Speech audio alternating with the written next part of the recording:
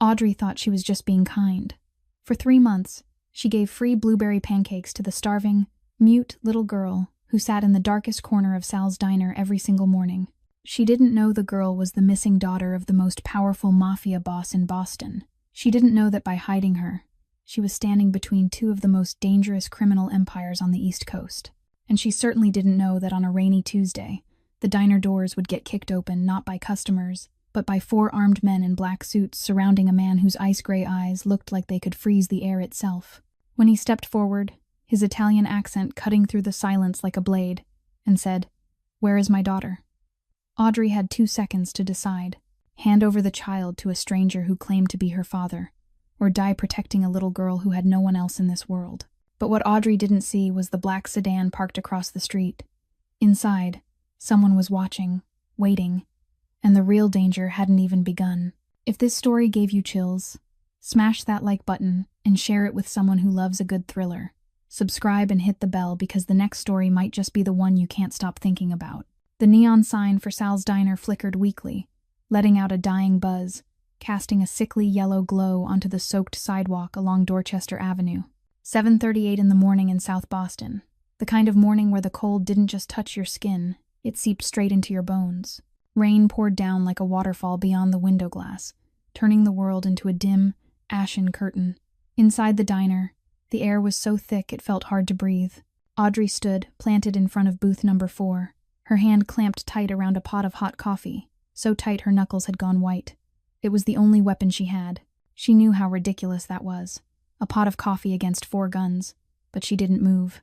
The man who'd just walked in moved like a predator. Slowly, confidently, each measured step rang on the checkered tile floor like a countdown to an unavoidable disaster. He didn't need to say a word. One glance was enough, and 4 bodyguards fanned out on either side like machines running on a set program. One blocked the front door. One cut off the passage to the kitchen. The other 2 stayed close behind their boss, hands already at their suit coats, ready to draw a gun at any second. Lorenzo Vitale. Audrey didn't know his name, but she recognized the type. The kind of man who, the moment he walked into a room, made the whole room stop breathing. The kind whose eyes could make grown men tremble and women forget how to speak. His eyes were a steel gray, so cold they could freeze the air around him. Big Mike burst out of the kitchen with a gleaming meat cleaver in his hand. The big cook let out a threatening roar, but before he could take another step, 2 bodyguards were on him. They didn't even need their guns. One hard shove and Big Mike was slammed into the corner wall, the cleaver clattering to the floor with a sharp metallic ring. Mr. Jenkins, the regular who'd been sitting in the same chair since 1985, shot up in panic. He tried to stagger toward the back exit, but a bodyguard was already there, arms crossed, watching the old man with a blank stare, the way you'd watch an insect. Lorenzo stopped 3 steps from Audrey. He didn't speak right away. He just studied her from head to toe with the cold, calculating look of someone used to sizing up a threat in a heartbeat. Then he opened his mouth, his voice low and thick with Italian, cutting through the silence like a blade. "You've been feeding my daughter for 3 months now. Don't waste time lying." Audrey felt her heart hammering in her chest, but she didn't budge. She thought of the little girl hiding under the table behind her, a thin child trembling, with haunted gray eyes. The child hadn't spoken a single word in 3 months, only communicating through messy drawings on napkins. "I don't know whose child she is." Audrey heard her own voice, steadier than she'd expected. "But I know she's afraid, and anyone who makes a child that afraid, I won't hand her over." Lorenzo went still. Something flashed through those eyes, too fast for Audrey to catch what it was. Pain, anger, or something deeper, something she couldn't read. Her words had touched some wound inside this man. Silence stretched on. The tension rose so high Audrey could hear the rain tapping on the tin roof, the wall clock ticking, Big Mike's heavy breathing from the corner. One of the bodyguards lifted a hand toward the gun tucked inside his jacket, eyes on Lorenzo, waiting for the order. His finger brushed the grip. The air was tight as a string about to snap. Then a small sound came from behind Audrey, the soft rustle of fabric against wood, the tiny, ragged breath of a child. Everyone in the diner turned at the same time. From the narrow gap between the seat and the wall of booth number 4, a pair of eyes stared out. Storm gray eyes, wide and round, full of fear, and full of stubbornness too. Eyes exactly like the man standing in the middle of the diner. The little girl crawled out from under the table, slow, every movement trembling like a small animal driven into a corner. Sophia pushed herself up, her thin legs wobbling inside mud-stained sneakers gone dull with wear. She looked at Lorenzo, then at Audrey, then back at Lorenzo. In that split second, the whole room seemed to stop breathing, waiting on the choice of a 7-year-old child. And then Sophia ran, but not toward the man who claimed to be her father. She bolted for Audrey, tiny arms locking around the young woman's legs, her face pressed into an apron smeared with ketchup, her whole body shaking like a leaf caught in a storm. Lorenzo stood there as if someone had driven a blade straight through his chest. The cold mask of the most powerful Mafia boss in Boston cracked in an instant. The pain in his eyes was too clear, too real, and for a heartbeat Audrey nearly believed she must be seeing it wrong. His own daughter had just chosen a stranger over her father. Audrey pulled Sophia into her arms, one hand shielding the child, the other still gripping the coffee pot. She stared straight into Lorenzo's eyes, her voice no longer unsteady, but sharp with challenge. "You see that? She's afraid of you." Lorenzo didn't answer. He stood motionless for a long time, jaw clenched tight, the muscles in his face twitching as if he were holding back some storm inside himself. Then something in him shifted, his shoulders lowered, the chill in his gaze thinned and faded, replaced by something Audrey hadn't expected at all: exhaustion, despair, and the raw pain of a father. Lorenzo signaled his bodyguards to step back. They obeyed at once, though their eyes stayed wary. Slowly he slid a hand into his suit vest pocket, moving carefully so Audrey could see he wasn't reaching for a gun. Instead, he drew out a leather wallet. From inside it, he took a photograph. The picture was old, the corners worn, as if it had been lifted and studied thousands of times. Lorenzo held it up, high enough for Audrey and Sophia to see. In it was a man a few years younger, those same gray eyes still hard but smiling, a rare, genuine smile. He was holding a little girl, maybe 5 or 6, perched in his arms. The child was grinning wide, gray eyes bright with happiness, blonde hair tied into pigtails, eyes exactly like Sophia's. 6 months ago, Lorenzo's voice came out rough, stripped of every trace of a Mafia boss's authority. She was kidnapped right in front of the school gate. I turned the whole city inside out. I would have burned Boston to find her. 3 months ago, she escaped, but I couldn't find her. He stopped, dragging in a heavy breath. Because she doesn't trust anyone anymore, not even me. Audrey felt Sophia go still in her arms. She looked down and saw the child staring at the photograph, gray eyes wide. Then Sophia did something that made Audrey's heart feel as if it stopped. The girl timidly reached out, a small dirty finger trembling as it touched the man's face in the picture. Touched the smile, touched the eyes. Like she was trying to remember something that had been gone for a very long time. Lorenzo sank to his knees, slowly, carefully, as if he feared any sudden movement might make his daughter run. He knelt until his eyes were level with Sophia's, his voice catching as if he were swallowing back tears. "Sophia, my daughter, it's Dad. I've been looking for you. I'm sorry. I'm sorry I didn't protect you." Sophia didn't rush into her father's arms. But this time, she didn't retreat either. She just stood there, held by Audrey, watching the man kneeling in front of her. And slowly, one drop at a time, tears began to slide down the dirty cheeks of the 7-year-old child. The first tears Audrey had seen Sophia cry in 3 months. The diner went silent as paper. Big Mike stood frozen in the corner. Mr. Jenkins forgot his fear, mouth hanging open at the scene in front of him. The bodyguards stood perfectly still, no one daring to move. And then Leo's shout tore the moment apart. "Boss!" The black car across the street. "Someone's taking pictures." Sophia shrank as if she'd been shocked. She clung to Audrey so hard her nails scraped skin, her face gone pale, her whole body shaking violently. Sophia's gray eyes weren't a child's eyes anymore. They were the eyes of someone who'd seen hell, and had just realized hell was coming back for her. Lorenzo sprang upright like a leopard catching a sound in the brush. His eyes swept the window, cutting through the ashen sheet of rain, and fixed on a black sedan parked about 50 meters away across the street. Someone sat inside, a vague dark shape behind tinted glass, and the flash of a phone or camera flared in bursts, like signals from a disaster closing in. Lorenzo spun to his bodyguards and barked a short string of Italian, clipped and cold. 2 of them lunged for the door. But before they could even reach the middle of the street, the sedan revved. Tires screamed on the wet pavement, kicking up a spray of water before it vanished around the corner. Lorenzo cursed, then turned back, his face so tight the cords in his neck stood out. "We have to go. Right now. All of us." Audrey held Sophia close, feeling the child's small body shivering in her arms. Go where? Who was in that car? Lorenzo ground his teeth, his jaw hard as stone. Roman Castellano, or his people, the one who kidnapped my daughter. Audrey felt the blood in her veins turn to ice. Roman Castellano. She knew that name. Anyone who'd lived in South Boston long enough knew it.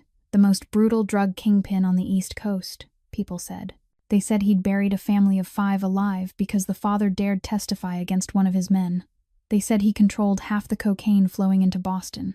They said a lot about Roman Castellano, and the worst part was that most of it was true. "Castellano and me," Lorenzo said fast, his voice urgent as if he were counting down seconds.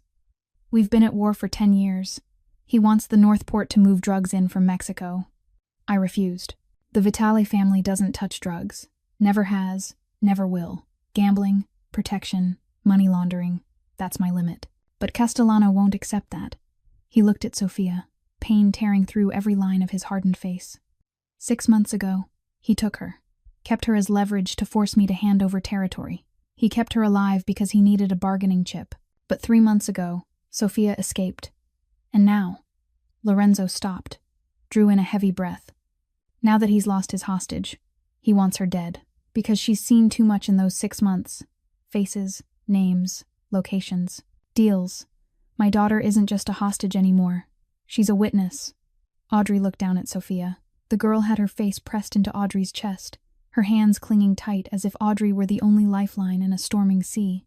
A 7-year-old who'd watched hell for 6 months, and now had to carry its secrets like a death sentence. Lorenzo met Audrey's eyes, his voice dropping lower. "If Castellano knows she's here, he'll come back. Not with 1 car, with an army. And he doesn't leave witnesses alive. You too. You've seen my face. You've seen the girl. To Castellano, you're a witness now." Audrey felt the floor tilt under her. 20 minutes ago, she'd just been a broke waitress trying to get through the day. Now she was standing in the middle of a war between 2 criminal empires, holding a child, her life hanging by a thread. Lorenzo offered the choice, his voice stripped of emotion. "You've got 2 paths. 1, forget everything you saw today. Pray Castellano doesn't know your face, and go on living your life. 2, come with us." Audrey looked down at Sophia. The girl lifted her head, gray eyes soaked with tears, looking at Audrey with all the trust a shattered child could give anyone. And in that moment, Audrey didn't see Sophia anymore.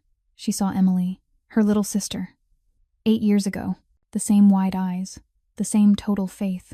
Emily lay in a hospital bed, skin pale as paper, IV lines running into her from every direction. "I'm sorry," Audrey at 19 had whispered through tears.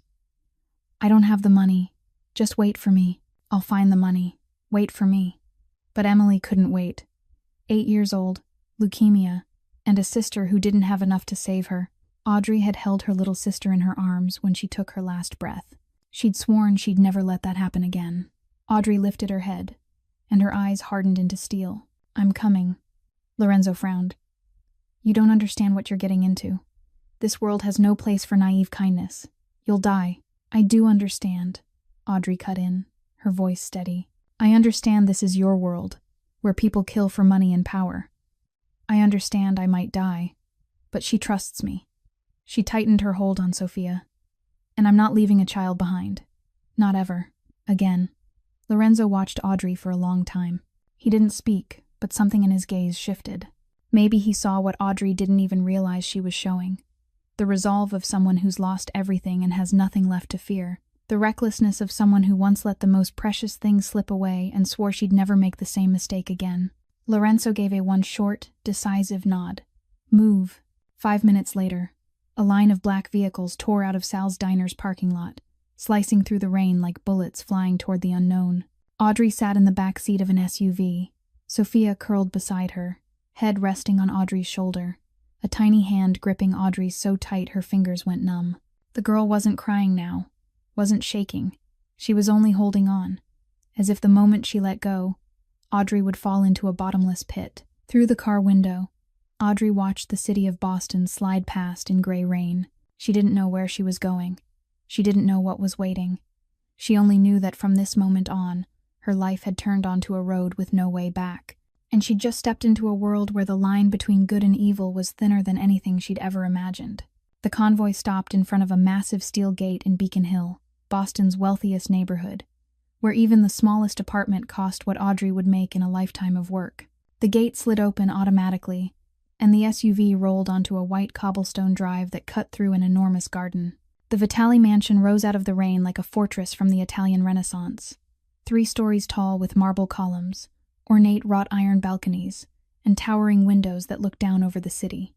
Security cameras clung to every corner. Guards patrolled along the perimeter. 2 sleek black Dobermans stood watch at a side gate, their alert eyes tracking every car that passed. Audrey carried Sophia inside and felt like she'd stepped into a museum. Polished marble floors reflected the light of crystal chandeliers. Oil paintings hung on the walls, the kind of antiques that were probably worth a fortune. A spiraling oak staircase led to the upper floors. Everything was luxurious. Everything was expensive. Everything was perfect. But it was cold in a way that raised the hair on her arms. There was no laughter, no warmth, no sign of life beyond footsteps echoing on stone. This mansion felt like a tomb dressed up in finery. Lorenzo led them to the 2nd floor and stopped in front of a white door covered with faded glow in the dark stars. Her room.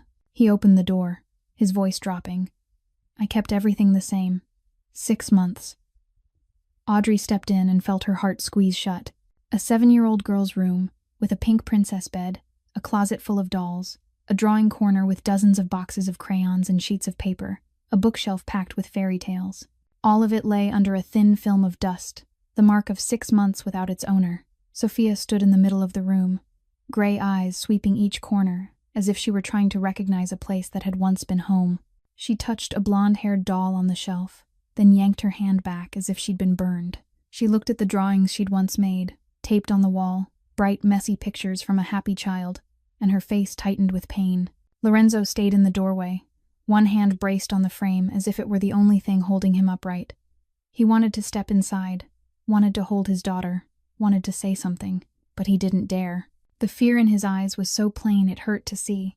The fear that any movement at all would send his daughter running again.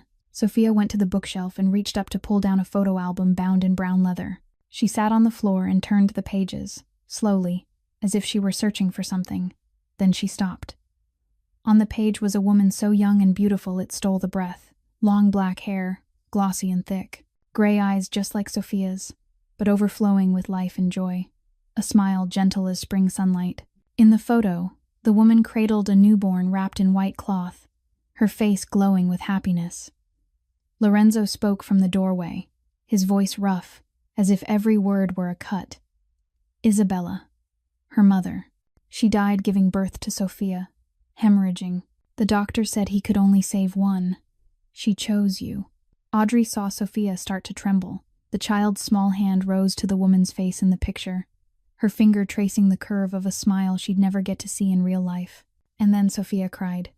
Not the small, broken sobs Audrey had seen at the diner. This was a wail, a strangled scream that tore at the heart, the sound of a child who'd held everything in for too long, who'd endured too much, finally bursting like a dam that couldn't hold back another drop. The crying filled the room, the hallway, the cold mansion itself, as if it were waking ghosts that had slept for 6 months. Lorenzo took a step forward, then stopped. His face twisted with pain. He didn't know what to do. The most powerful mafia boss in Boston, the man who could order a killing with a nod, stood helpless in front of his daughter's grief. Audrey lowered herself to the floor beside Sophia, gently, slowly, giving the girl time to pull away if she wanted to. But Sophia didn't pull away. She turned and threw herself into Audrey's arms, burying her face against Audrey's chest and crying as if the world were falling apart. Audrey held her tight, one hand stroking her hair, her mouth murmuring the meaningless things people say when they're trying to soothe a child. Over Sophia's shoulder, she saw Lorenzo still in the doorway, his steel-gray eyes rimmed red, his jaw clenched so hard she could almost hear his teeth grinding. He didn't cry, but the pain on his face was clearer than any tears. Sophia cried until she was spent, until the sobs thinned into the steady breathing of sleep. Audrey laid her gently on the bed, tucked the blanket around her, and stepped back into the hallway. Lorenzo was gone. Audrey found him on the 2nd-floor balcony, staring out at the city of Boston, lights glittering in the night. A glass of whiskey sat in his hand, already more than half gone. He didn't turn when he heard Audrey's footsteps, but he didn't send her away either. Audrey stood beside him, silent for a long time, listening to the night wind and the distant wail of car horns. Finally she spoke. "Why don't you kill Castellano? You've got power. You've got men. You could end this in one night." Lorenzo took a sip of whiskey, eyes still fixed on the distance. A street war would drag on for years. Blood would spill, not just mine or his, but innocent people's too. The cops would get involved. The FBI would get involved. And Sofia would grow up with a father running for his life, or lying in a coffin. He turned to look at Audrey. "I'm collecting evidence to put him in prison. Cleaner, a way for my daughter to have a future." Audrey met his eyes. "You're still a criminal." Lorenzo didn't deny it. "That's right. I'm not a good man. I've done things you don't want to know about. But I've got rules. No drugs, no hurting kids, no touching an enemy's family. Castellano, he'd kill a rival's wife, a rival's child, even the dog and cat in the rival's house if he felt like it. He has no limits." Silence. The night wind moved across them, carrying the chill of a Boston autumn. Lorenzo suddenly asked, his voice lower. "Why risk your life for a child you don't even know? You could die. You still could." Audrey looked out toward the city's blinking lights. "I told you about my sister," she said, her voice barely a whisper. "I couldn't save her then, because I was powerless. I won't let history repeat itself with Sofia." Lorenzo didn't say anything. He only nodded, a small nod, as if he understood, as if he knew what loss was, too. As if for the first time, they weren't looking at each other like a mafia boss and a broke waitress, but like two human beings who'd been knocked down by life and were trying to stand back up. They stood beside each other in silence, watching Boston's night. Not allies, not friends yet, but two people marked by loss, who'd found something shared, a resolve to protect a child at any cost, no matter what that cost might be. A week passed inside the Vitali mansion, and things began to change in ways that were small and yet profound. Sofia still didn't speak, still communicated with nods and shakes of her head, but her smile showed itself more often. At first it was only the faintest lift at the corner of her mouth when Audrey told some silly joke. Then it became a real smile when she watched Audrey spill flour all over her own face while teaching her how to make pancakes. A child's laughter rang through the mansion's vast kitchen, and it was probably the most beautiful sound these walls had heard in 6 months. Lorenzo watched from a distance, standing behind the kitchen door like a ghost, his gray eyes never leaving his daughter for a single second. He wanted to step inside, wanted to join them, wanted to hear that laughter aimed at him, but he didn't dare. Every time he moved closer, Sofia shrank just a little, and Lorenzo backed away, the wound in his eyes deepening with each day. Audrey saw it. She began to serve as a bridge, whispering to Sofia that her dad missed her, that he stood out there because he was afraid of scaring her, that maybe she could give him a chance. Sofia listened, gave no reaction, but Audrey knew the girl was thinking. Sofia's drawings changed too. In the early days, she drew houses with bars on the windows, black figures standing in dark corners, gray clouds sealing off the sky. But little by little, color began to appear. Bright yellow sunflowers, brown sparrows perched on branches, a blue sky with soft white clouds. The drawings of a child slowly finding her way back to the light. On the 7th day, Sofia did something that left both Audrey and Lorenzo with their throats tight. She spent the whole morning drawing in her room and wouldn't let anyone come in to look. By afternoon, she stepped out shyly with a sheet of paper in her hands and went straight to where Lorenzo sat reading a newspaper in the living room. She stood there, head lowered, hands trembling as she held the drawing out toward her father. Lorenzo took it, and when he saw what it was, he went utterly still. In the picture, 3 people stood in front of a house. A tall man with black hair, a young woman in an apron, and a small child between them. All 3 were smiling. Above them, in a child's wobbly letters, Sofia had written a single word: family. Lorenzo held the drawing and stared at it without a word. Audrey saw his fingers tremble, saw his jaw clamp down as if he were trying to hold something back. Then Sofia did something neither Audrey nor Lorenzo expected. She took a hesitant step forward, and her small hand slowly settled on her father's large one. A light touch, careful, as if she were testing whether it was safe. Lorenzo closed his hand around his daughter's, gentle as if he were holding a butterfly, afraid any force at all would make her fly away. He didn't speak. He didn't need to. That moment was everything on its own. But darkness never lets the light last for long. That night, a knock sounded at Lorenzo's office door. Leo came in, his face so tense the creases in his forehead were deeper than usual. "Boss," he said, his voice dropping. "Castellano knows now. His men have confirmed the mansion's location. And—" Leo hesitated, as if he didn't want to keep going. "And what?" Lorenzo asked, his voice cold as ice. Leo handed Lorenzo his phone. A message from a hidden number. 10 minutes ago. Lorenzo looked at the screen, and Audrey, standing outside the door about to step in to ask about Sophia's schedule for tomorrow, saw his expression change. "Hand over the girl, or I'll kill both of your women. You've got 48 hours. Signed, R." See. Lorenzo ground his teeth, his gray eyes darkening like a sky before a storm. He didn't say a word, but the hand holding the phone clenched so hard the casing crackled. Audrey backed away, heart pounding. Both of your women, Sophia and her. She was putting them in danger. That night, Audrey couldn't sleep. She lay staring at the ceiling, thoughts spinning in circles. She was only a broke waitress from South Boston. She didn't belong in this world of guns and blood and messages that promised murder. If she stayed, she'd be a burden. She'd be a weakness. She'd be the reason Sophia was in danger. Near midnight, Audrey wrote a short letter, slipped it into her pocket, and lifted the small bag holding the few changes of clothes she'd brought from her old apartment. She went down the stairs, moving as softly as a cat, toward the front door. She'd just put her hand on the doorknob when a tiny hand grabbed the hem of her shirt from behind. Audrey turned. Sophia stood there, eyes red from crying, maybe from a nightmare. She looked at Audrey, looked at the bag, and the storm gray in her eyes filled with terror.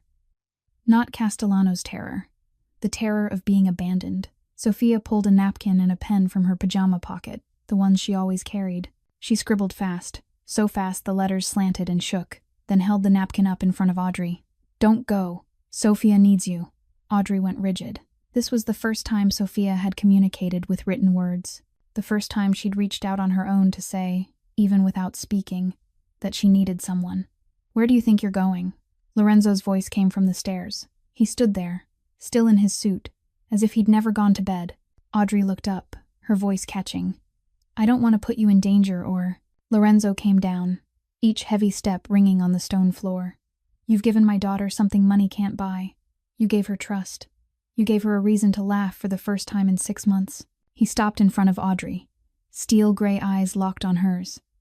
"I'll protect you, with my life if I have to." Sophia wrote one more line, then held it up so both adults could read. "Family doesn't leave." Lorenzo looked at his daughter's crooked letters, then at Audrey, then back at the words. Something flickered in the Mafia boss's cold eyes. Something like resolve, like steel, like an oath that didn't need a voice. Castellano wants war. He'll get war. But my way. The next morning, Lorenzo called an emergency meeting in his office. Leo stood by the door with his arms folded across his chest, his face drawn tight as a string about to snap. Danny, the Vitali family's tech specialist, sat in front of a laptop, fingers tapping non-stop across the keyboard. Audrey was asked to come in, a rare thing in a Mafia world where women were usually pushed out of important meetings. Lorenzo stood before a whiteboard, his voice low and decisive. "Castellano keeps all his criminal evidence on a hidden server in a warehouse at the North Port. Murder videos, drug transaction ledgers, a list of corrupt cops and politicians he's bought. If we get that data and make it public, Castellano gets life in prison. His empire collapses. No street war, no bloodshed." Danny looked up from the laptop screen and shook his head. "The problem is the server is heavily protected. Multi-layer encryption, military-grade firewalls, and it needs a master password to access. Without the password, I'd need at least 6 hours to crack it. Too long. Castellano will detect it and destroy everything before we can download it." Silence settled over the room. Audrey looked around and saw the dead end written on every face. Then, suddenly, she spoke, surprising even herself with the boldness of it. "What if someone distracts Castellano, pulls him away from the warehouse while you break in?" Lorenzo turned to her, steel gray eyes narrowing. "You're saying you'll be bait?" Audrey nodded, trying to keep her voice steady even as her heart pounded. "Castellano wants me." He said it in the message. "Both of your women. If I show up, he won't be able to ignore it." Lorenzo shook his head, firm. "No, it's too dangerous. Castellano will kill you the second he realizes he's been tricked. I'm not allowing it." The meeting fell back into a stalemate. Danny kept hammering at the keys in hopeless frustration. Leo let out a slow breath. Lorenzo paced like a caged beast. Audrey bit her lip, trying to think of another solution, but her mind went blank. No one noticed the door had cracked open. No one noticed storm-gray eyes watching through the gap, listening to every word. Not until the door swung fully open and Sophia walked in. She went straight to the table without a shred of hesitation, holding the familiar napkin and pen. To everyone's stunned silence, Sophia scribbled and held the napkin up. Sophia knows the password. The whole room seemed to freeze. Lorenzo dropped to his knees in front of his daughter, his voice trembling. "What did you say? What do you know?" Sophia wrote again, slowly, each letter firm. VITALEDEAD2025. Danny lunged closer, eyes wide. "Wait. That's the password format Castellano's system uses. I saw traces of it when I tried to get in. If that's the real password." Lorenzo gripped his daughter's shoulders, fighting to contain his agitation. "Where did you get that, Sophia?" Sophia didn't write anymore. Instead, she pulled out a blank sheet and began to draw, fast, precise, as if the images were burned into her mind and now were pouring out through the tip of the pen. The first drawing showed a dark room with a computer on a desk. The second showed Castellano, rendered with lines so clear they were frightening, sitting at the computer, hands on the keyboard. The third showed the computer screen with a string of characters. The fourth showed eyes, Sophia's eyes, staring at the screen from the corner of the room. Danny looked at the drawings, then at Sophia, then at Lorenzo, his voice full of astonishment. "She has an eidetic memory, photographic memory. She remembers exactly what she sees. Every detail, every character." Lorenzo understood. During the 6 months of captivity, Castellano had gotten careless. He'd thought a 7-year-old couldn't understand anything, couldn't remember anything, just a silent hostage in the corner. He worked right in front of Sophia, made calls, typed passwords, planned with his men, and Sophia had watched, had listened, had remembered it all. Sophia wrote one more line, the letters crooked but clear. Sophia knows more. Names, faces, calls, locations. Lorenzo looked at his daughter with a completely new gaze. Not the gaze of a father looking at a small child who needed protection, but the gaze of a man realizing he was standing before something extraordinary. This child hadn't only survived. She'd turned 6 months of hell into a weapon. She'd watched and memorized everything like a perfect witness. A slow-burning bomb Castellano never knew he was raising. Danny was already typing like a madman. "Boss, if she gives me enough, I can breach the system remotely. No need to go to the port, no need to break in. I just need time, and what she remembers." Lorenzo nodded, voice iron. "Do it." But Sophia only gives information. She doesn't take part in anything dangerous. She doesn't leave the mansion. She doesn't meet anyone outside. Understand? Sophia looked at her father, and for the first time since she came home, she smiled. Not the shy, frightened smile of the early days. A smile with a hint of cunning in it. The light of a child who knew she held the power to get revenge on the man who'd kept her caged for 6 months. She wrote a final line and held it up for everyone to read. "Sophia wants Castellano in prison." Lorenzo knelt and took his daughter's tiny hands in his, the eyes of the Mafia boss shining with something that looked like tears. "He'll go to prison, my girl, I promise." 2 days passed in tension and waiting. Danny worked without stopping, his fingers pounding the keyboard until calluses formed, his eyes bloodshot from lack of sleep. With the information Sophia provided, he'd breached Castellano's system remotely, slipping through layer after layer of firewall like a ghost in a digital world. But the bad news came on the afternoon of the second day. "The data's too large," Danny explained to Lorenzo, his voice exhausted but grave. "More than 2 terabytes of video and documents. Downloading remotely would take dozens of hours, and it'd definitely be detected. The only way is for someone to plug a USB directly into the main server." The final plan was drawn up. Audrey would play bait, showing up at the meeting point to pull Castellano's attention. While he was busy dealing with her, Lorenzo and his team would break into the warehouse, plug in the USB, and pull the entire archive. Simple in theory, deadly in reality. The night before the raid, the Vitali mansion sank into the tight silence of people waiting for the storm to hit. Sophia was asleep, Danny sitting in a chair beside her bed, guarding her while still working on the laptop. The guards patrolled more heavily than usual. The whole house felt like it was holding its breath. Audrey couldn't sleep. She lay twisting in bed for hours, staring at the ceiling, thinking about tomorrow, about what could happen, about what she could lose. Finally, she got up, threw on a sweater, and went out to the balcony. Lorenzo was already there. He stood leaning on the railing, looking out over the city of Boston, lights glittering in the night. No whiskey this time, just him, and darkness, and silence. Audrey stood beside him without speaking. They stared out together, listening to the night wind and the city's distant hum below. The quiet stretched, but it wasn't uncomfortable. It was the kind of quiet shared by two people who didn't need words to understand each other. Finally, Lorenzo spoke, his voice lower than usual. "You can still refuse. The plan is dangerous. No one is forcing you." Audrey looked at him. "I know. Then why?" Lorenzo turned to face her, eyes studying her in the dark. Audrey fell silent for a moment, searching for the right answer. "Because of Sophia," she said slowly. "Because..." She hesitated, then went on, her voice smaller. "For the first time in 8 years, I feel like I belong somewhere." Lorenzo didn't answer right away. He turned toward Audrey, and somehow the space between them had narrowed without either of them noticing when it happened. "If something happens tomorrow," he began, his voice rough, "I want you to know." Audrey put a hand over his mouth, stopping the words. "Don't talk like you're writing a will." Lorenzo let out a soft laugh, so small it was almost soundless. "I haven't trusted anyone since Isabella died. Not men, not women, not anyone except my daughter. But you're different." Audrey felt her heart pick up speed. "I'm just a broke waitress from South Boston. I've got nothing. No money, no power, nothing at all." Lorenzo lifted his hand and touched Audrey's cheek, and she realized she was crying without knowing when it had started. His fingers brushed away her tears, a tenderness that was almost impossible to believe could come from the hands of a Mafia boss. "You're the only person who's ever dared look me in the eye and tell me no." His voice dropped, nearly a whisper. "Do you know what that means to a man like me? The whole world kneels in front of me, and you stand straight." The distance between them vanished. Audrey could feel Lorenzo's breath on her mouth, could see pale silver threads in his gray eyes under the moonlight. They leaned toward each other, slow, as if time itself had stopped.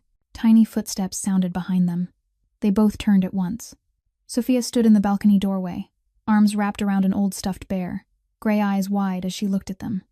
She wasn't scared. She didn't cry. She didn't run away. Instead, a small smile spread across her face, the mischievous smile of a 7-year-old catching adults doing something secret. Then Sophia ran over, took Lorenzo's hand with one small hand, took Audrey's with the other, and tugged them toward the sofa on the balcony. They sat down, Sophia between them, and the girl climbed up, curling like a kitten, head resting on Audrey's shoulder, feet draped across Lorenzo's thigh. Minutes later, she was asleep, her breathing steady and soft. Lorenzo looked at his daughter, then looked at Audrey over the child's head. In the dark, he slowly reached out and took Audrey's hand where it rested on Sophia's shoulder. He didn't speak. He didn't have to. They sat there, the three of them, on the last night before the storm. A brief peace. In only a few hours, everything would change. 2 o'clock in the morning, the line of black vehicles slid through Boston's empty streets like ghosts in the night. Audrey sat in a separate car with Leo, her heart pounding in her chest, both hands clenched together to hold back the shaking. Through her earpiece, she could hear Danny back at the mansion, his voice steady and focused. "Comms are good. All units report in." Before she got into the car, Sophia had run to hug her. The girl didn't cry, but her storm-gray eyes were full of worry. Sophia pressed a small folded napkin into Audrey's hand, then turned and ran back inside before Audrey could say a thing. Audrey opened the napkin in the car. Under the flickering streetlights, she read the crooked words, "You have to come back." She folded the napkin again and slipped it into her pocket, close to her heart. "I promise," she whispered, even though Sophia couldn't hear her. Boston Harbor at night was a completely different world.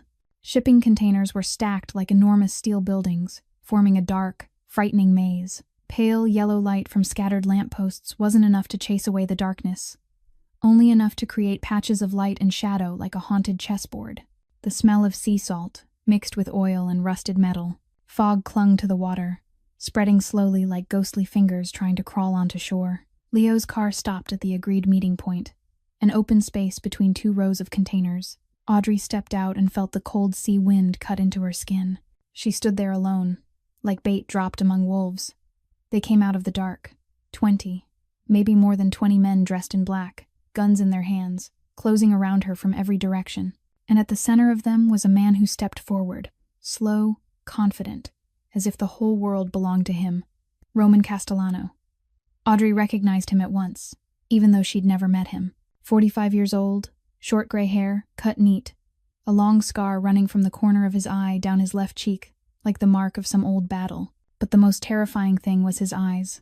Venomous snake eyes, cold, calculating, without a trace of humanity. He wore an expensive suit that probably cost more than Audrey made in a year, and on his hand a diamond ring glittered under the lights. Castellano stopped in front of Audrey and looked her up and down with undisguised contempt. "Who the hell are you?" he asked, his voice rough and dull, like gravel grinding together. "Why does that brat trust you more than her own father?" Audrey swallowed hard and tried to keep her voice steady even as her heart slammed like it wanted to burst. "Maybe because I didn't lock her in a basement for 6 months." Castellano laughed. A laugh so cold the air seemed to freeze around it. "That little girl saw too much. She has to disappear. And anyone who hid her." He tipped his head, studying Audrey like an insect about to be crushed. "Disappears too." At the same time, a few 100 meters away, Lorenzo and 2 bodyguards slipped between the containers toward the warehouse. They moved like shadows, silent, every step measured with care. The warehouse back door was opened with an electronic lock Danny had hacked remotely. Inside, Lorenzo found the server room in the basement, exactly where Sophia's information said it would be. The small room was packed with servers, green lights blinking, cooling fans buzzing in a steady hum.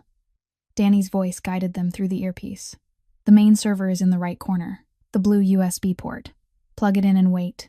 Lorenzo did. The USB slid into place, and on Danny's remotely connected laptop screen, the progress bar appeared. 10%, 25%, 40%. Danny's voice came through, satisfied. "It's transferring. Hold position." About 3 minutes. Lorenzo stood there, eyes locked on the screen, counting every second. 50%, 60%. Then hell dropped in. Red lights flashed like madness. An alarm screamed, ripping the silence apart. Lorenzo cursed, his hand reaching for his gun. "What the hell is that, Danny?" Danny shouted into the radio, his voice panicked. "There's a secondary intrusion detection system. It's not on the network map. I didn't see it coming." Outside in the container yard, Castellano's phone buzzed. He glanced at the screen, and his face shifted from contempt to fury in a heartbeat. "You tricked me?" Castellano roared, yanking a gun from inside his suit and pressing it straight to Audrey's temple. The barrel was ice cold against her skin, and Audrey felt her whole world shrink down to that single sensation of cold metal. "Vital!" Castellano bellowed, his voice echoing between the containers like thunder. "I know you're in there. Come out in 30 seconds or this bitch dies." In the server room, Lorenzo heard it all through his earpiece. The alarm. Castellano's roaring, the click of a gun being cocked, and Audrey's quick, tight breathing. He looked at the screen. 67%. Not done. Not enough. But out there, Audrey had a gun at her temple. 78%. 85%. The progress bar on the laptop screen crept forward so slowly it felt like it was torturing Lorenzo 1 second at a time. Through his earpiece, he heard Castellano counting down. 20 seconds. 15. 10. Then Audrey's voice, shaking, but still trying to stay calm, still trying to stretch the time. Lorenzo stared at the screen. 87%. Not done. But out there, in the dark, a gun was aimed at the head of the woman who'd risked her life for his daughter. Lorenzo didn't hesitate. He yanked the USB out of the server, shoved it into his suit pocket, and ran. He came out through the warehouse back door, hands raised high over his head, stepping into the bright wash of headlights Castellano's men had trained on him. "Ha!" Castellano let out a rough laugh, lowering the gun from Audrey's head but keeping her in his sights. "Lorenzo Vitali in person. Haven't seen you in years. You've gotten old, Lorenzo. Power wearing you down?" Lorenzo didn't answer the taunt. "Let her go," he said, his voice flat, while his eyes swept the container yard, reading the situation fast. More than 20 gunmen. Leo stood a few yards away, hands bound, face bruised from a beating. Audrey stood rigid, a gun from one of Castellano's men still pointed at her back. "You want this? I'll give it to you." Lorenzo pulled the USB from his pocket and held it up so Castellano could see it. Castellano narrowed his eyes, then nodded. Throw it. Lorenzo tossed the USB through the air. One of the men snatched it and handed it to Castellano. Castellano plugged it into a laptop someone had already set up and checked the contents. A few stretched seconds passed. Then Castellano looked up, the smile on his mouth like a snake's venom. Good, very good. Real data. Not complete, but enough for me to know what you were really trying to do. He snapped the laptop shut, shoved it into a man's hands, then turned back to Lorenzo, those poisonous eyes gleaming with pleasure. You think I'm gonna let her go? Let you go? Castellano shook his head, like he was disappointed in a naive child. Lorenzo, you should have known me better than that. He nodded at a gunman close by. The shot cracked through the night. Leo went down, clutching his right shoulder, blood spilling through his fingers. His groan of pain echoed between the containers. Audrey screamed and tried to run to him, but two men grabbed her tight. Lorenzo went rigid, jaw clenched so hard you could almost hear his teeth grind. You think I'm stupid? Castellano stepped closer to Lorenzo, his voice like cloth tearing. You know too much. The kid knows too much. And this bitch, he pointed at Audrey, knows too much too. He stopped right in front of Lorenzo, snake eyes locked on steel gray. Nobody walks out of here alive. Castellano turned his back and flicked a hand in bored dismissal. Kill them all, then go find the little brat. I want to see her body before sunrise. More than 15 gunmen spread into an arc, weapons aimed at the three of them. Lorenzo, Audrey, and Leo on the ground, groaning. No way out. No hope. Audrey looked at Lorenzo from a few yards away, and strangely, she didn't feel fear. She only felt regret. Regret that there hadn't been more time. Regret that Sophia was about to lose one more person. Regret that their story ended here, among rusted containers and the smell of sea salt. Lorenzo spoke, his voice low and heavy with guilt. I'm sorry. I never should have let you get pulled into this. Audrey smiled, a smile oddly gentle in this moment. I chose it. Castellano stood a short distance away, shaking his head with disgust. How touching. Now shoot. The sound of guns being cocked rose all at once. Audrey closed her eyes, and then darkness slammed down. Not the darkness of death. Real darkness. The entire power system across the harbor went down at the same time. Lights died. Headlights died. Street lamps died. The whole port dropped into a pitch-black ink of night. Chaos erupted. Shouts, running feet, gunfire cracking wild in the dark as panicked men fired into the air. Someone yanked Audrey down to the ground, a large body shielding her. She recognized the familiar scent of cologne. Lorenzo. They lay flat to the pavement, hearing bullets whip overhead, hearing Castellano screaming orders no one could follow. In the darkness, Lorenzo's phone buzzed. He pulled it out, the screen's glow faint as a candle in black night. A video message from the mansion's number. Lorenzo's heart seemed to stop. He opened it, and the world went still. On the screen was Sophia's face. She sat in her room in front of the laptop, wearing headphones too big for her small head, and she was smiling. Not the frightened or worried smile. A sly smile, the smile of a child who knew a secret adults didn't. Sophia lifted her hand and waved in the video, then turned the camera toward the laptop screen behind her. A line of text blinked there, green on black. Uploading. 100%. Complete. Lorenzo stared at the phone screen, not believing his own eyes. 100%. Complete. The green letters blinking back at him felt like a miracle he couldn't explain. Danny appeared in the video frame, the IT specialist's face full of shock and confusion. Boss. Danny's voice trembled through the phone speaker. The kid. She did this while I wasn't looking. I don't understand how. Sophia held up a blank sheet of paper, wrote fast in her familiar crooked handwriting, then raised it to the camera. Sophia knew Dad would pull the USB early. She flipped to the next page. Sophia asked Danny to teach hacking. The next page. Danny didn't know Sophia learned that fast. And the next. Sophia breached the server before you got to the port. The data is all uploaded to the cloud. Danny confirmed over the radio, his voice still stunned. Boss, she's telling the truth. I just checked. The entire 2 terabytes are backed up. Videos, documents, lists, ledgers, everything. She used what I taught her and wrote her own intrusion code. I don't even know when she did it. Sophia kept writing, the letters quick and decisive, as if she'd been ready for this for a long time. Sophia sent it to the FBI, CNN, the Boston Globe, everyone. Lorenzo's voice caught. eyes locked on the phone screen even as gunfire and chaos still raged around them. When did you do this? Sophia looked straight into the camera, storm-gray eyes no longer afraid, but full of resolve. She wrote one more line, slowly, one word at a time, as if she wanted to make sure her father understood, since I knew Dad would risk his life for Audrey. Sophia won't let anyone die. Audrey lay beside Lorenzo in the darkness, watching the phone screen over his shoulder, and tears began to fall. She saved us, Audrey whispered, her voice breaking. A 7-year-old saved all of us. Sirens cut through the night, distant at first, then drawing closer and closer. Helicopter spotlights swept the harbor like giant torches, lighting up every dark corner, every container, every panicked face among Castellano's men.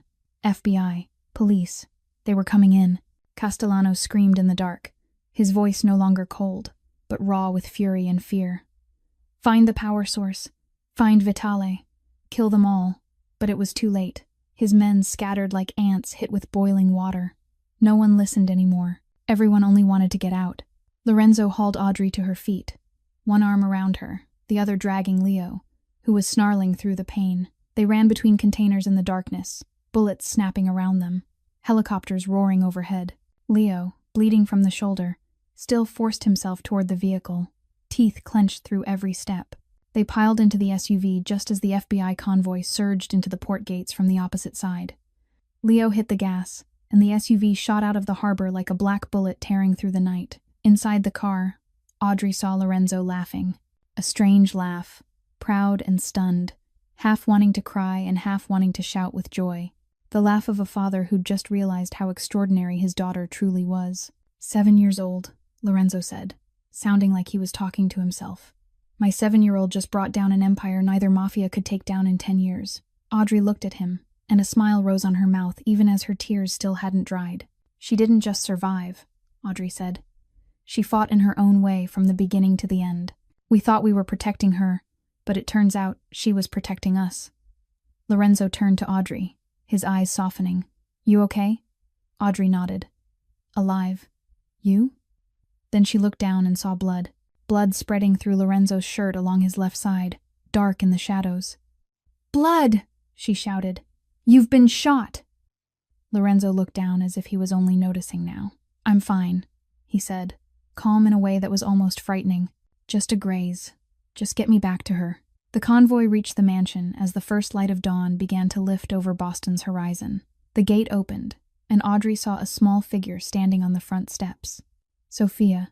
The girl ran out, not waiting for the car to fully stop, charging straight toward Lorenzo and Audrey as they climbed out. She wrapped both of them in a single hug, small arms trying to circle two grown bodies at once, face pressed into their chests, her whole body trembling, not with fear, but with relief. Sophia pulled back, took Lorenzo's hand, and wrote on his palm with her small finger. Each word, slow, clear. Dad promised Castellano would go to prison. Sophia kept my promise to help Dad. At the same time at the port, hell came down on Roman Castellano. The headlights of dozens of FBI vehicles turned the place bright as day, ripping apart the pitch-black night. Helicopters thundered overhead, spotlights sweeping across every container and every blind corner, leaving no darkness untouched, no shadow to hide in. SWAT poured in from every direction. Rifles raised, shouted commands echoing through loudspeakers. Castellano ran. He ran like a rat driven into a dead end, skirting along the containers, hunting for a way out. But the port gates were sealed. Every exit had FBI already waiting. He was surrounded with no escape, standing in the middle of a ring of gun barrels, his snake eyes now flooded with panic. One of his men staggered up, face drained white, hands shaking as he held out a phone. Boss, he said, voice on the verge of tears. The news. It's everywhere. Castellano snatched the phone, and his world collapsed right in front of him. A red banner flashed across the screen with a headline that shook the city. Every dark secret of the Castellano empire has been exposed. From the leaked murder videos to the list of officials on his payroll, the truth was now broadcasting live for the world to see. Castellano stood frozen, watching the criminal kingdom he'd spent 30 years building crumble in a matter of seconds. And there was more. Fox News, NBC, ABC. Every channel was broadcasting the same thing. The videos he'd thought were locked away and safe were now playing on national television. His face, his voice, Every crime he believed he'd buried forever laid out in front of millions of eyes. Castellano stared at the screen, his face as pale as a corpse, his snake eyes wide with horror. He'd built his empire for 30 years. He'd killed and stolen and bribed and threatened to get it all. And now, in a single night, everything was falling apart. Because of a 7-year-old child. The FBI agent stepped forward, his gaze cold and professional. "Roman Castellano," he said in a flat, powerful tone, "you are under arrest. The irrefutable evidence recovered from your server has just signed the warrant for your downfall." The sound of ice-cold cuffs snapping shut marked the definitive end of his reign. "Anything you say can and will be used against you in court." Castellano exploded, roaring like a wounded animal. "Vitali, I'll kill you. I'll kill your kid. I'll find you even if I've got to go down into hell." The agent looked at him with the indifferent calm of someone watching an insect thrash. "With 47 murder videos playing on national television," he replied coldly. "You'll never see daylight again, Castellano." Ice-cold cuffs snapped shut around Castellano's wrists, and he was shoved into the vehicle like a chained dog. His empire collapsed, his life ended, and it had all begun with a silent child sitting in the corner of a poor diner in South Boston. The next morning, at the Vitali mansion, Lorenzo lay on the sofa in the living room, the wound along his ribs carefully bandaged. The bullet had only grazed him. It hadn't hit any organs, and the family's private doctor had come and handled it in the night. Sophia sat on the floor beside the sofa, legs folded under her, bent over her drawings. The picture showed 3 people smiling, standing in front of a house with a garden of flowers, and in one corner she'd added a figure sitting inside a cage, the face twisted with rage. Everyone knew who it was. The television in the living room ran the news around the clock. Castellano was denied bail, the judge declaring him a danger to the community. 15 high-ranking police officers were arrested in the largest corruption case in Boston's history. Victims and families spoke out, thanking an anonymous source for exposing the crimes. Audrey sat in a chair beside Lorenzo, holding a cup of coffee that had gone cold long ago, eyes on the television but not truly watching. "You won," she said softly. Lorenzo shook his head, eyes on Sophia, drawing on the floor. "It wasn't me.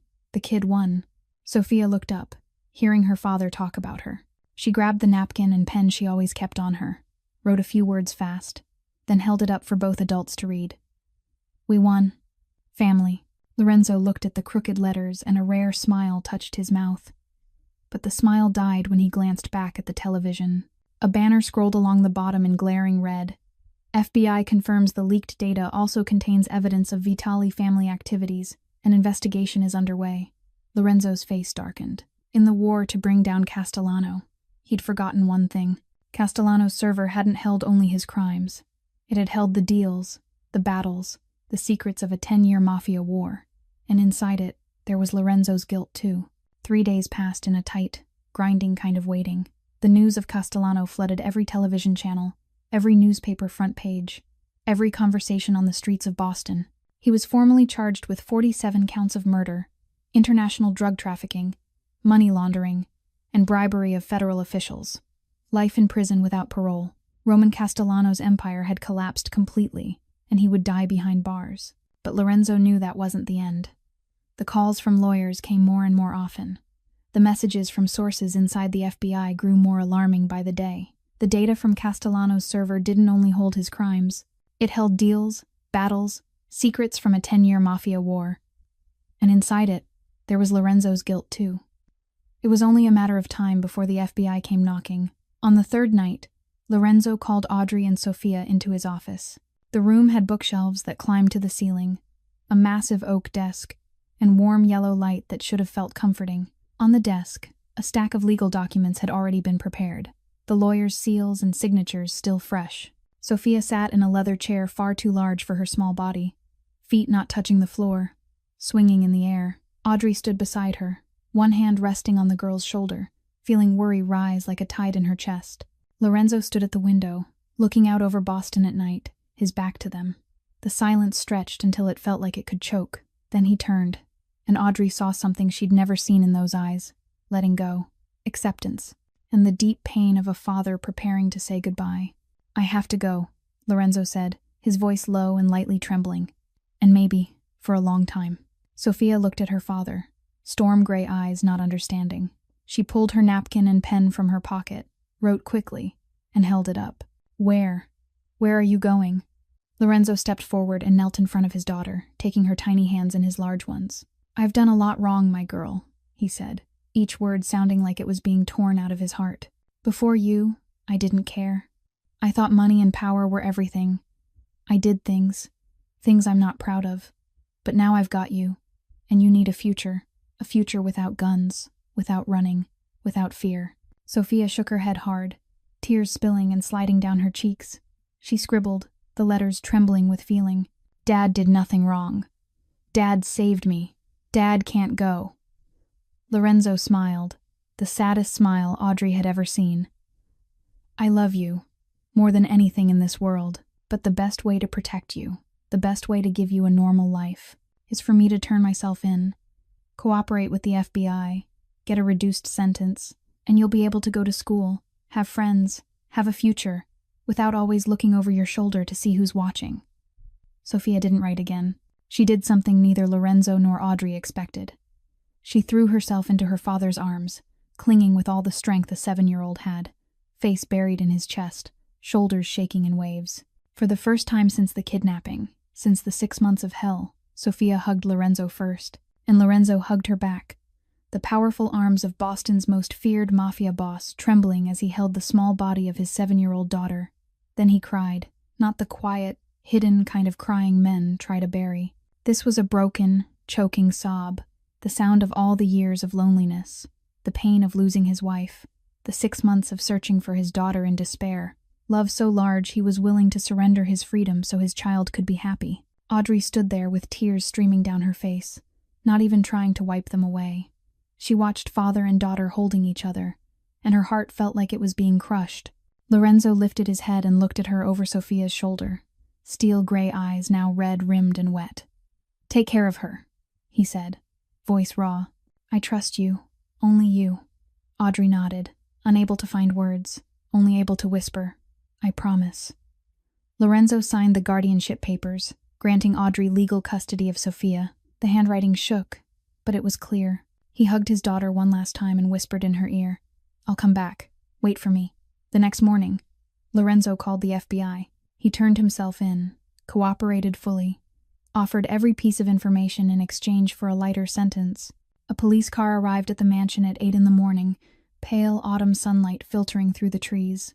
2 agents cuffed Lorenzo right at the front door. He didn't resist. He didn't speak. He only stood there with the calm of a man who'd accepted his fate. Before he stepped into the car, Lorenzo turned back for one last look. Audrey and Sophia stood on the front steps, hands clasped tight. Sophia didn't cry anymore. She lifted her hand and waved, a small gesture that carried the weight of everything. In her storm-gray eyes there was no fear now, no confusion, only love and the promise of waiting. Lorenzo smiled, the first smile that was completely peaceful since Isabella died. He gave a small nod, like a vow without words, then turned and got into the car without looking back again. The door shut. The engine started. The police car rolled away, carrying Lorenzo Vitali out of the lives of the 2 women standing on the steps. Audrey pulled Sophia into her arms, and they watched the car until it disappeared at the end of the drive. Sophia pulled back and wrote on Audrey's palm with her small finger. Will you wait for Dad? Audrey knelt, looked into the girl's storm-gray eyes, and nodded. Yes, she said, voice breaking but steady. We'll both wait.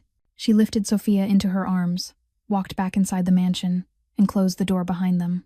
Outside, the autumn sunlight stayed pale gold through the trees. The first chapter ended, but their story hadn't. 2 months passed like a dream. The headlines of the trial of the century slowly began to fade, replaced by a new era of peace. Based on the overwhelming evidence, Roman Castellano was sentenced to life in prison, destined to waste away behind bars without ever seeing the sun again. His empire was gone, and the city finally breathed a sigh of relief. Lorenzo Vitali received a sentence of 5 years in federal prison, far lighter than what he truly deserved, thanks to full cooperation with the FBI. The evidence he provided, and the fact that he'd never touched drugs and had never directly carried out a killing. The Castellano empire collapsed completely, like a sandcastle pulled apart by the tide. The Vitali empire was dismantled in a controlled way. Legitimate assets transferred, illegal operations declared and ended. A dark chapter in Boston's underworld closed. Audrey went back to Sal's diner, but not as the broke waitress working double shifts just to cover rent. Sal, after an expensive and exhausting divorce, sold off his share of the place. Audrey used the money Lorenzo left behind to buy in, becoming a co-owner. The diner was renovated, a new neon sign replacing the old one that had flickered on its last breath. The walls repainted a warm cream, the tables and booths replaced with clean new ones. But booth number 4 stayed exactly as it was, with its worn blue vinyl seat and a newly changed light bulb. The place where it all began. Sophia lived with Audrey in a small apartment near the diner, not the glittering mansion on Beacon Hill, but it was clean and warm and safe. She went to a public school, living like a normal child for the first time in her life. She had friends, a teacher who cared. Afternoons spent drawing in a small room full of sunlight. Her drawings no longer held darkness, no bars, no frightening figures, only flowers, birds, blue sky, and 3 people standing close together, smiling. One autumn afternoon, Audrey waited at the school gate like she did every day. The dismissal bell rang and the children poured out like birds released from a cage. Audrey scanned for Sophia, and she saw the girl running toward her.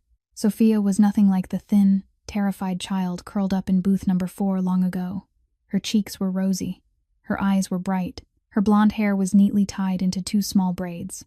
She ran up, and Audrey was ready to gather her into her arms like always. But today something was different. Sophia stopped a few steps away, drew in a deep breath, and opened her mouth. "Mom." One word, just one, hoarse and shaking from being unused for so long, but clear. So clear Audrey felt the whole world stop around her. "Mom." Audrey stood frozen, heart seeming to stop. She couldn't believe what she'd heard. For months, Sophia had only communicated through writing, through drawings, through gestures. Doctors said she could speak. There was nothing physically wrong, but trauma had locked her voice away. She needed time. She needed to feel safe. And now, standing in the sunlit schoolyard, Sophia had spoken. Sophia threw herself into Audrey's arms, holding tight, and spoke again, each word slow, like she was learning how to use her voice all over. "Mom. I missed Mom," Audrey cried. She cried right there in the schoolyard, in front of dozens of other parents, and she didn't care. She held Sophia close, kissed the girl's hair, and whispered, "Mom missed you too. Mom loves you. So much."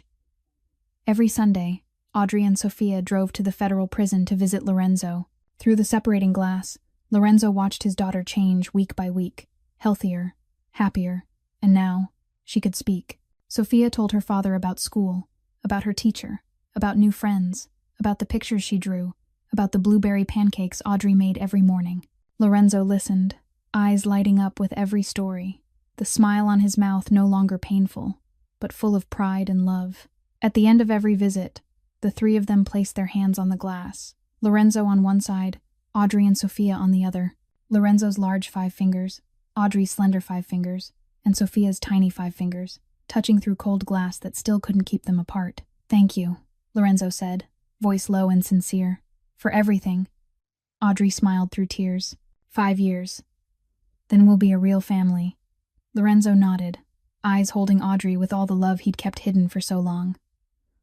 "I'll wait, however long it takes." Before they left, Sophia handed the guard a sheet of paper to pass to Lorenzo. A new drawing. In it was a small house, not a mansion, just an ordinary home with a flower garden out front. 3 people stood in front of it, hand in hand, all of them smiling. Beneath the picture, in the crooked handwriting of a 7-year-old, Sophia had written, "Our home, 5 more years." Spring came and went. Summer burned, then yielded to a fall gone golden and tired. Winter laid down a white sheet of snow over Boston's streets, then melted into little streams that ran back to the sea. Year after year, time moved like water that never stops, carrying old pain away and bringing new joy in its place. Audrey finished her nursing degree after 3 years of studying and working at the same time, but she kept Sal's diner, the place that had saved her, the place that had given her a family, the place where a plate of blueberry pancakes changed everything. Sophia grew a little more every day, from a thin, silent, frightened 7-year-old into a confident, radiant 12-year-old. She could speak now. She could laugh now. And each day was a new day filled with light. Every Sunday, never missing once, Audrey and Sophia drove to the federal prison to visit Lorenzo. 1,825 days. They counted every single one. And then that day came too. Tuesday morning, Boston Spring. Sunlight like honey spilling through the windows of the small diner on Dorchester Avenue. The place had been renamed Sophia's Pancake House, famous across the city for its blueberry pancakes and the story behind them. The little sparrow drawing on the napkin from long ago had been framed with care, hanging on the wall right beside booth number 4. Beneath it were the words, "The place where it all began." Audrey was 32 now, pouring coffee behind the counter, hair pinned up neatly, her smile coming easier than it used to. 5 years had smoothed the worry lines from her forehead, replacing them with the beauty of a woman who'd finally found peace. Sophia was 12, doing homework in the kitchen, darting out now and then to help carry plates, grinning wide at the regulars. 8 in the morning, the door chime rang.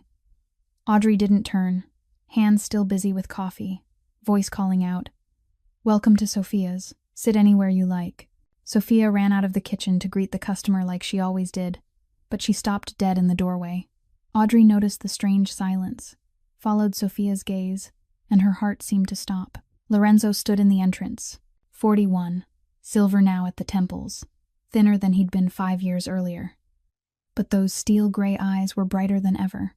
He wore a simple white shirt and jeans, no longer the powerful black suit of the Mafia boss he once was. But he was still handsome. Still Lorenzo. The silence stretched for 3 seconds, but it felt like 3 years, like a whole lifetime. Then Sophia shattered it.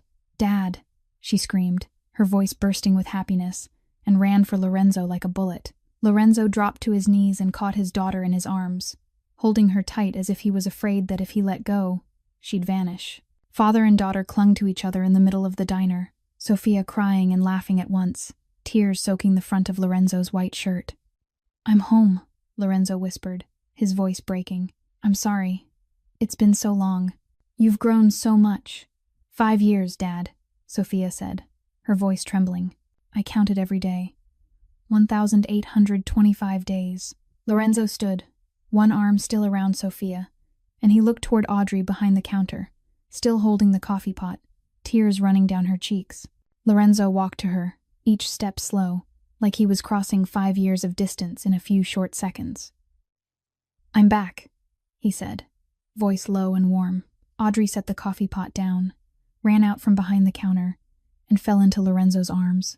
And their first kiss, the kiss that had been interrupted on the balcony 5 years ago, was finally finished. 5 years of waiting melted into a single moment.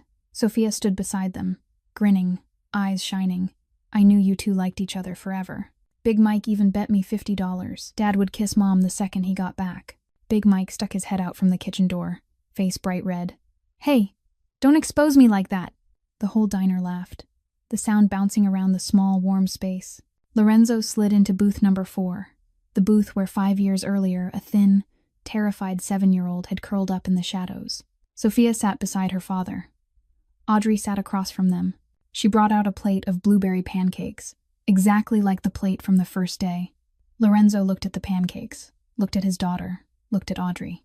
He said one word, "Family." Sophia took her father's hand. "Family." Audrey took both of their hands, happy tears rolling down her cheeks. "Family." At last, Boston's spring sunlight poured through the glass, filling booth number 4, where 3 people from 3 different worlds had found one another. On the wall, the sparrow drawing on the napkin had yellowed with time, but the words beneath it were still clear. The place where a plate of pancakes changed everything, and that's the story of how one small act of kindness, one free plate of blueberry pancakes, brought down a criminal empire and built a family out of broken pieces. Audrey didn't have money. She didn't have power. She didn't have weapons.